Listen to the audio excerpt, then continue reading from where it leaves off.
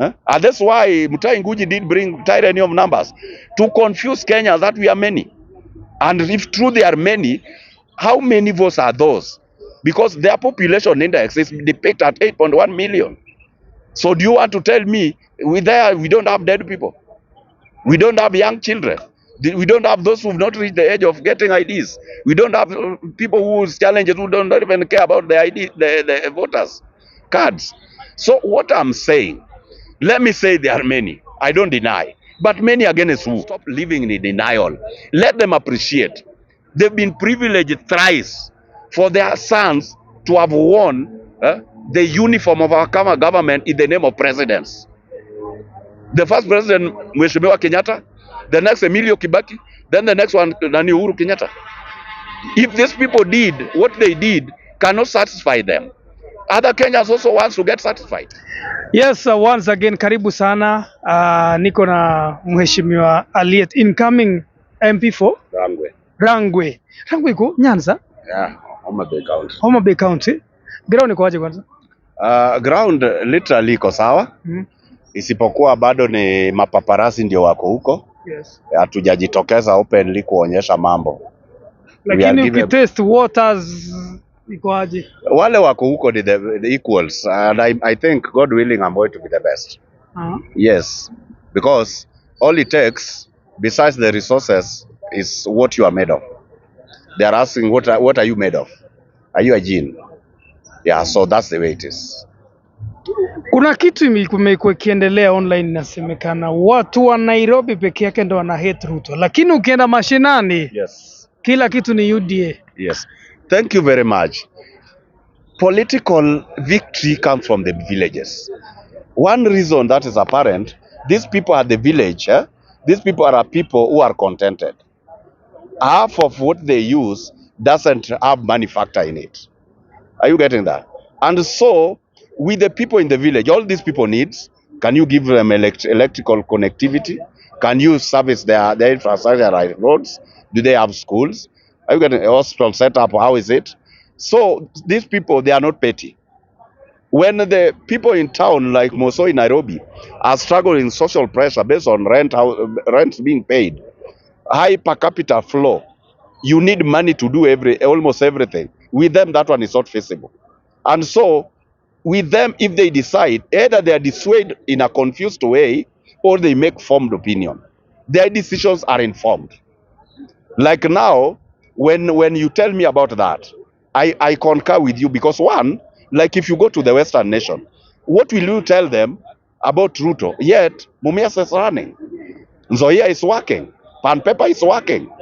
They are getting bonuses. Their sugarcane is paid in good time. 1 week, 4 days it is paid. And that's why the other day, there was this communication that they are likely to close down. Why? Because they are in insufficient sugarcane. So with these people, what will you tell them? If it is schools, they are able to pay their school fees in good time. If it is Mamboya health, at least they will have 1 or 2 things to do what? To cater for their health issues. So basically, and if you go straight away to where I come from, all we need is the infrastructure. Roads are being worked on. Electrical connectivity to the last mile is ongoing. What else do you expect from these people? There's nothing apart from that they expect from Ruto.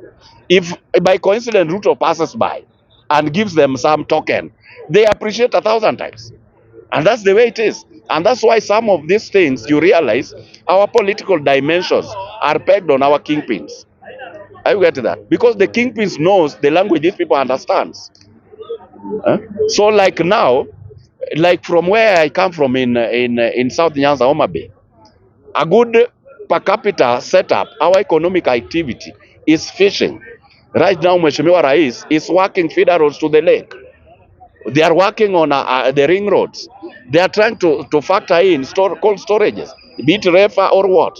So meaning, we are not able to sell fish at a throwaway price. So what that one that they pick? Ruto is above board for them. This other narrative you are using is not here, not there. The only problem with people in town is that we tend to think the pressure is so fast, it's so high, we have to overwork, we have to pay your bills, and most of these bills in Nairobi or in towns, every move you make is money. And holistically, character of money, money is always scarce. So with the scarcity of money, all that burden they take to Mheshimiwa Rais. Look at Kaguta Museveni. Museveni doesn't win elections with the votes from Kampala or in towns. Museveni gets his vote from the villages. And that's why at this point in time, Mheshimiwa Rais is going to be hell-bent on making attention be in the villages. If, let's say, for example, you now start talking about the middle class, those who are working in towns, they are a negligible lot. And I thank God, nobody in Kenya now is illiterate. So you can never purport to go and tell them, oh, Ruto left or Ruto right. They know what it means for somebody to be a leader. Yes. So hii mambo ni Nairobi kwa sababu hebu turudi hapo hivi. Yes. Ungalie there is this narrative that Mount Kenya people Yes. wako na ile entitlement. Yes. And this time 2027 wanajaribu kujitoa. They lost the way forward wakijitoa. If Kikuyu nations wajitoa, and that is God forbid, I don't expect them wajitoe. Because even if wakijitoa, with me that one is you are spitting in the ocean. Haitaharibu hesabu. Which maths? Our arithmetic evaluation is top notch. And when I tell you here, you say I'm propagating. I'm not propagating a wrong concept. Which number is this you are talking about? And the other day I did tell you the realistic voter index in Kiambu County is not over a million. It's 670,000. 670,000. You go to Nyeri, it's around 270. You go to Kirinyaga, it's around 240.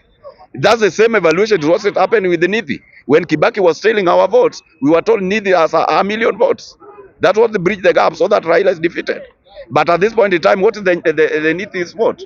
So what I'm telling you, Kikuyu community are our brothers and we are their brothers they are, and we are a family. But with the kind of entitlement, they are trying to dissuade us to believe that what they are saying is right. It is power game. It is power game. This same power game is what was bringing from 2 students are being given votes, IDs and given votes to go and vote. If the narrative Gachagua is selling is to anything to go by. Even the other day, the young lady was challenging him. If you are going to force these other Kenyans to leave Kikuyus alone because you are selling tribal notion, how are we going to live? We cannot compete because Kenya is having how many million people? Approximately 50 million. And they are just 8.1. Huh? So, what are you telling? What is it? What is it? Because even if now we say Kikuyus are 5 million plus, tukienda na the index of the previous election, again it's 22. So, what is apparent here, my friends? We have to accept and so, they like it or they don't, we are going to bridge that gap through Ruto. It is not a matter of having a speech, but we have to tell them the truth. The other time, always they say they are hardworking. They know what it means. What is hardworking? Who is hardworking? It is privileges and honors they gave courtesy of those posts they had. You are telling me you are hardworking and you inherited a building from the whites. The person you are purporting to say is not hardworking is paying rent for that house. We've lived with our brothers here in Nairobi. Some of us, we pay rent to the tune of 100,000. With them, they sleep in cartons. And they tell you they are hardworking. Over what? Huh? Now, you are privileged. You are farming on subsistence farming on vegetables. You bring it to me and I buy it. So you are hardworking. Now this money I'm using to buy your vegetables, where have I gotten it? If I'm not hardworking. We symbiotically coexist. We have to accept you cannot live as an island. We interdepend. Huh? Now, the truth of the matter is, if they want to see this game plain, let them continue selling that narrative. It is going to counter-work against them. Because like now, name those people. You bring Matiang'i on board, you bring Kalonzo on board, you bring Gachagua on board, you bring who else? The Eugenes, and you know them. These people have a unity of convenience. Their enemy is Mheshimiwa Ruto. But the end game, because they don't have the country at heart, they are selfish. They'll not support to come behind one person. And that's where the game is over. And that's what Moi did. Moi was ruling this country after repealing Section 2A with 40%. They cannot marshal it because you don't expect, because according to me, if power games is anything to go by, and I'm going to allow Gachagua to run. If they are listening to me, let them allow Gachagua to run. If he's allowed to run, he's not going to give a damn. He's going to show Kalonzo and Nani Matiang'i the middle finger. And with the pride the Kisses have around, because we are going back to our tribal conclaves. With this pride the Kissi nation is having, without their candidate on the ballot, they are not there. And the way I know Kalonzo, the way he is, if playing a second fiddle for Raila was an issue, I don't know whether he's able to go and play a second fiddle to Gachagua. Nor is he going to play a second fiddle to Matiang'i. The only sober person there, if fate will have it, is only Maraga. He's have a proven track record.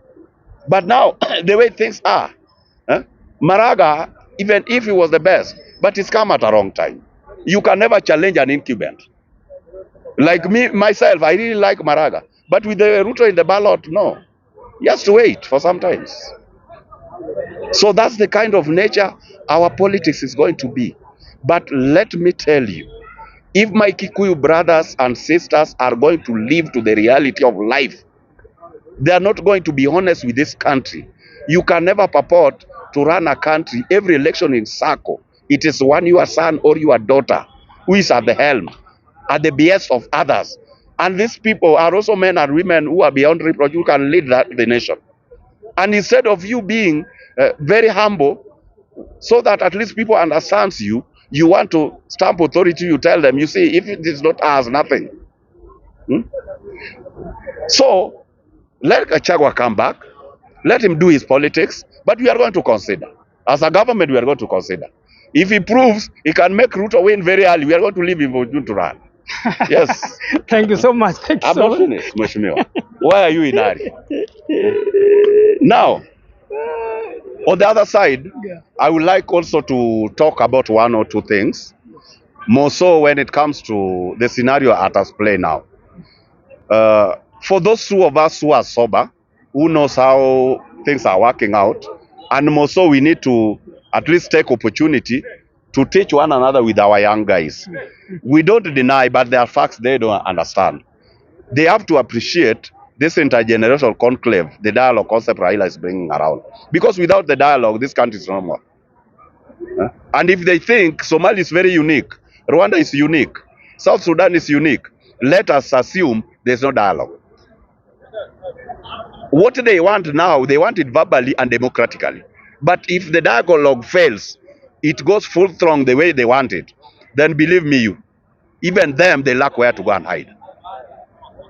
That's the scenario that we have. And that one forms the basis of my reasoning.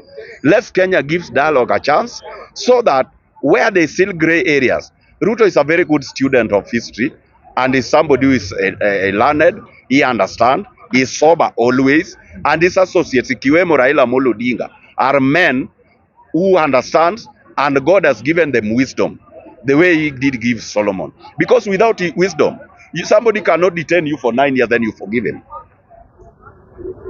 Somebody cannot take away your victory that is open in broad daylight. Then you go and unshake that person. Then you say, let's move on. Kenya is bigger than an individual. So, with that kind of gesture, we need to inculcate a country where everybody, however much we have challenges, but at one point, where things are not working well, I believe the way Mheshimiwa Rais ceded ground when we had issued the finance bill in 2024, is still very ready to continue ceding ground. And with this ceding ground means, however much we might not reach the normal percentage we want, but at the end of the day, we shall have reached somewhere. That is a bit satisfactory for almost all of us, if not all. Then the last bit, we are in a scenario where Kenyans, we are going to host an event that is very important to us as a country. Chan is very important. So let us take it with the seriousness it deserves, the way we always become serious when our young men and women are carrying our flag in the diaspora when they are doing the marathons. When marathon is done, everybody's glued to TV stations trying to see our renowned people marshalling the world globally. and you see people are clapping, nobody will tell you that one is a Kalenjin, that's a Kenyan. Even whites appreciate that flag. Let us learn to appreciate the way we did appreciate when Obama won the presidency in US. Hata ingawa hakuna match ilifanyika, but we were very proud. That trying to associate with success is key to us. And so I request our people, from third, those who have the opportunity, let us embrace the event, cheer our people up, and we stop this shenanigans of 1 term, 2 terms, what not. Abusive setups give us wrong image internationally. And the truth be told, the people who are still proponent of these vices are the same people who still wants to interrelate or relate with people in the other countries. Some of us might not even want to go to the diaspora. It is the same young people who are saying 1 term, 3 terms, what not. So with that kind of image, if they sell it globally when they are here, who is going to appreciate them there? I really give accolades to our people who've gone outside, like the way they were trying to censor Gachagua there. That's the right direction to go. They did it without checking whether they are Kikuyus or not. And if you look at it very well, the people who are censoring Gachagua in the US are young people, because they need a country tomorrow. They want a country where if they factor in their money back to the country, that money has importance. But when the country is banned, where will they factor in that money? If the country is banned and at the end of the day they have to come back, where are they going to come back? So our people, let us appreciate the events that are there. Our bad manners, let us do away with it for this time. Let us start doing it once our visitors have gone. Last, we are going to have bunge elections, and as a social justice movement, it acts very much because our National Assembly have failed. Our MPs have gone underground. The reason being, their policies they are passing, they know they are good policies, but because the public is wild, they are not ready to go and defend them. So the only platform that is remaining is the general public who means well or who feels the government is working. And that's where Bunge la Mwananchi comes in. We are not an opposition or a government outfit. But now that we are going to the elections, I will request any person with good manners to help us take Bunge to the next level. Let's bring it back where it was. Because like now, I'm a contender and I'm pro-government. But I feel bad when individuals are sponsoring people to come and take leadership of the Bunge la Mwananchi simply because to abuse the government. I think with that, if that's the condition we are going to go, we are not going anywhere. Thank you. I really appreciate for your time. God bless.